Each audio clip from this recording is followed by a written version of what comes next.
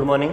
Online classes में आप सभी का हार्दिक स्वागत है। हम क्लास 12 हिंदी अनिवार्य में शब्द शक्ति टॉपिक पढ़ रहे थे और शब्द शक्ति के अंतर्गत हमने अभिधा शब्द शक्ति पढ़ी और अभिधा शब्द शक्ति में हमने ये बताया जहां पर मुख्यार्थ का बोध होता है।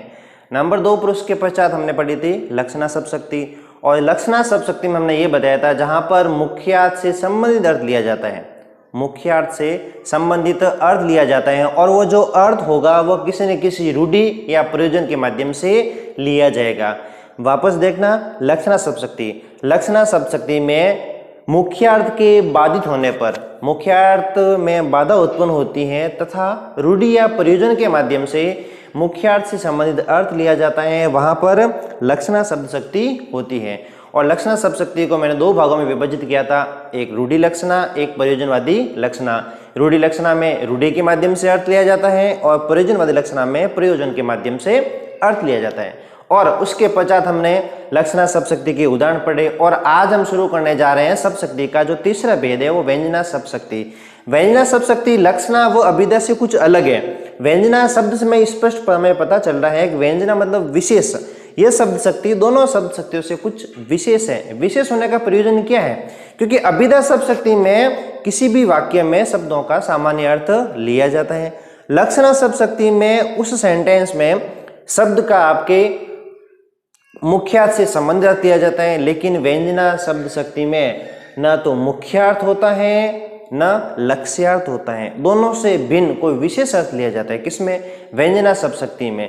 व्यंजना शब्द शक्ति साहित्य में सर्वाधिक प्रयोग में ली जाती है और काव्य के क्षेत्र में व्यंजना शब्द शक्ति का विशिष्ट स्थान होता है, क्योंकि किसी भी काव्य का भावात्मक समझने के लिए, किसी भी काव्य का भावार्थ समझने के लिए, किसी भी काव्य का रस समझने के लिए, किसी भी काव्य का मूल भाव समझने के लिए हमें व्यंजना शब्द शक्ति की आवश्यकता पड़ती है।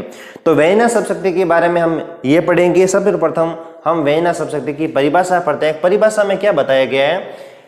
व्यंजना शब्द शक्ति परिभाषा के तौर पर जब देखें कि जिस शब्द शक्ति में मुख्यार्थ व लक्ष्यार्थ से भिन्न, मुख्यार्थ व लक्ष्यार्थ से भिन्न यानी अलग कोई विशेष अर्थ लिया जाता है, अर्थ भी कैसा होगा?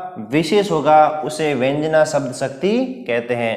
मुख्यार्थ व लक्ष्यार्थ से भिन्न होगा, यानी मुख्यार्थ भी नहीं होगा, लक्ष्यार्थ भी नहीं होगा, इन दोनों से भिन्न कोई विशेष अर्थ लिया जाएगा। विशेष को व से वापस व से मैच करो।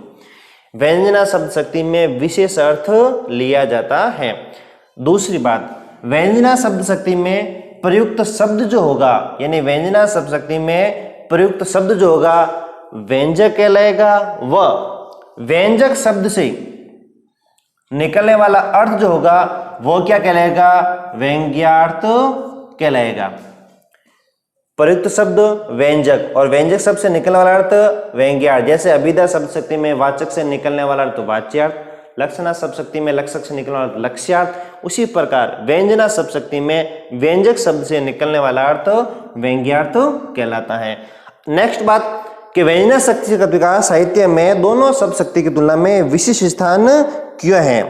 तो व्यंजना शब्द शक्ति का विशिष्ट स्थान इसी वजह से है। देखते हैं कि अभिधा, लक्षणा व व्यंजना में व्यंजना का विशिष्ट यानी महत्वपूर्ण स्थान है। क्योंकि इसका कारण क्या है?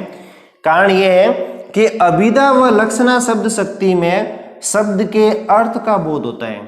शब्द के अर्थ का बोध होता है किसमें? अभिधा व लक्षणा शब्द शक्ति में वाक्य में जो शब्द प्रयुक्त किया जा रहा है उस शब्द के अर्थ का बोध होता है, लेकिन व्यंजना शब्द शक्ति काव्य रचना का मूल भाव, ये विशेषता है व्यंजना शब्द शक्ति की, वह उसका उद्देश्य भी व्यक्त करती है। अर्थात कवि क्या कहना चाहता है, कवि क्या उद्देश्य प्रकट करना चाहता है, कवि क्या संदेश देना चाहता है, वह सब कुछ किस में बताया जाएगा? व्यंजना शब्द शक्ति में बताया जाएगा। इसमें व्यंग्यार्थ जो होगा, व्यंग्यार्थ कौन सा? जो व्यंजक शब्द से निकलेगा व्यंग्यार्थ, वह प्रसंगानुसार अलग अलग लिया जाता है। काव्य रचना को जो पढ़ रहा है, कविता को जो पढ़ रहा है, पढ़ने वाला जो पाठक वर्ग होगा उस लाइन को, उस पंक्ति को अलग अलग अपने अनुसार अर्थ लेगा। जैसे हम उदाहरण के तौर पर सबसे पहला उदाहरण जब हम देखते हैं संध्या हो गई। सामान्य सा सेंटेंस लिखा हुआ है, संधिया हो गई। अभिधा शब्द शक्ति के तौर पर देखें तो ये आपके जो वाक्य लिखा हुआ है इस वाक्य का एक ही अर्थ होगा, संध्या होगी अर्थात तो शाम होगी। लेकिन व्यंजना शब्द शक्ति के अनुसार हम इसी वाक्य के बहुत सारे अर्थ ले सकते हैं। संध्या हो गई, कोई महानुभाव जैसे हम घर के बाहर बैठे हैं या कहीं चौक में बैठे हैं, कहीं और जगह पर बैठे हैं, कोई मेंबर जो होता है वो आके ये बोलता है संध्या हो गई, तो मतलब अलग अलग व्यक्ति जो होंगे, महिला वर्ग हो चाहे पुरुष वर्ग हो, छात्र वर्ग हो, वह संध्या हो गई वाक्य के अलग अलग अर्थ लेंगे। जैसे जो छात्र वर्ग होगा, जैसे सेंटेंस ये बोला जाता है संध्या हो गई, तो वह ये सोचेगा पढ़ाई करने का समय हो गया। जो महिला वर्ग है अगर वो ये वाक्य सुनेंगे तो बोलेंगे खाना बनाने का समय हो गया। अगर कोई बुजुर्ग वर्ग है अगर इसी वाक्य को सुनेंगे तो वो ये सोचेंगे पूजा पाठ करने का समय हो गया।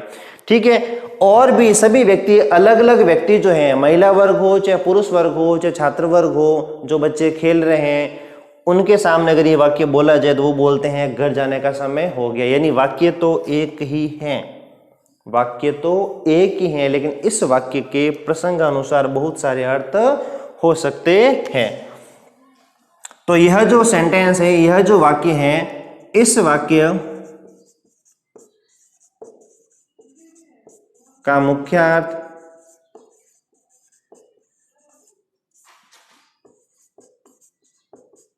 होगा कि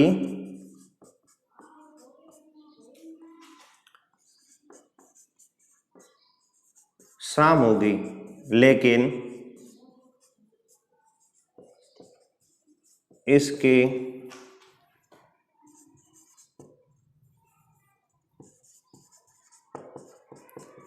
प्रसंगानुसार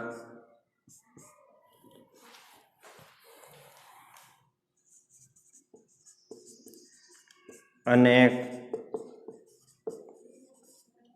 व्यंग्यार्थ हो सकते हैं।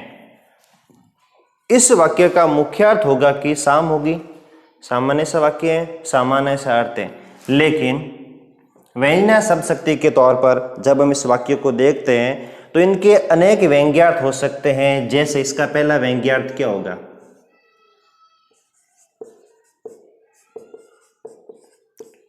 पूजा पाठ का समय हो गया।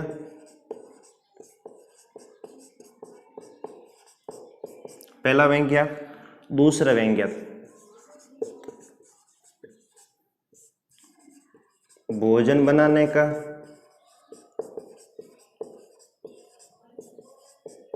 समय हो गया। तीसरा,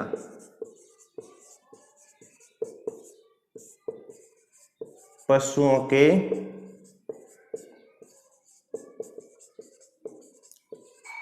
आने का समय हो गया।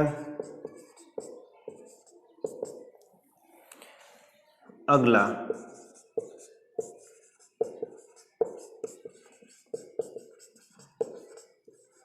घर जाने का समय हो गया। इस प्रकार हम एक ही वाक्य के व्यंजना शब्द शक्ति में व्यंग्यार्थ के अनुसार बहुत सारे अर्थ ले सकते हैं। जैसे सेंटेंस वाक्य एक ही संध्या होगी, इस वाक्य के बहुत सारे अर्थ ले सकते हैं। अलग अलग व्यक्ति इसके अलग अलग अर्थ लेंगे। कोई ये कहेगा पूजा पाठ का समय हो गया, कुछ ये बोलेंगे महिला वर्ग को भोजन बनाने का समय हो गया। गांवों में जो मवेशी जो पशु उनके आने का समय हो गया, पशुओं के आने का समय हो गया, और बच्चे जो खेल रहे हैं वो ये सोचेंगे घर जाने का समय हो गया। इस प्रकार व्यंजना शब्द शक्ति में एक ही वाक्य के प्रसंगानुसार अलग अलग अर्थ होते हैं।